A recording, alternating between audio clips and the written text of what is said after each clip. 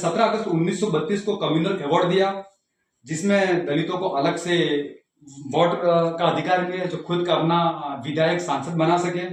तो उसमें जहां दलितों को एकउत्तर आरक्षण रिजर्वेशन सीटें देनी थी, लेकिन महात्मा गांधी ने इस अवार्ड का विरोध किया। जब दलितों के हित के बारे में आई, सबसे पहले गला महात्मा गांधी ने घोटा।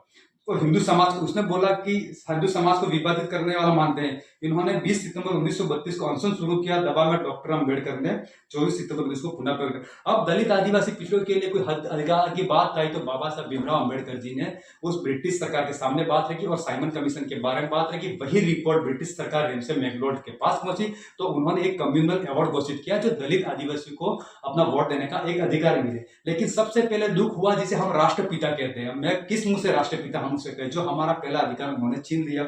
जो उन्होंने 20 सितंबर 1932 को अनशन किया, मुंह में पानी तक नहीं लिया, ताकि वो माहौल खराब करना चाहते थे। अगर गांधी जी की कहीं मृत्यु हो जाती तो सारा हंगामा अम्बेडकर जी पर आ जाए। तो बाबा साहब अम्बेडकर ने दुखी होकर 24 सितंबर 1932 को पुनः प्रकट का समझौता किया। और मूल आधार साइमन कमीशन रिपोर्ट ही था, क्योंकि जो वो अधिकार मिले थे वहीं से मिले थे। और दलित आदिवासी पिछड़ों को जो अधिकार मिले साइमन कमीशन की रिपोर्ट के आधार पर 1932 में वोट देने का अधिकार मिला।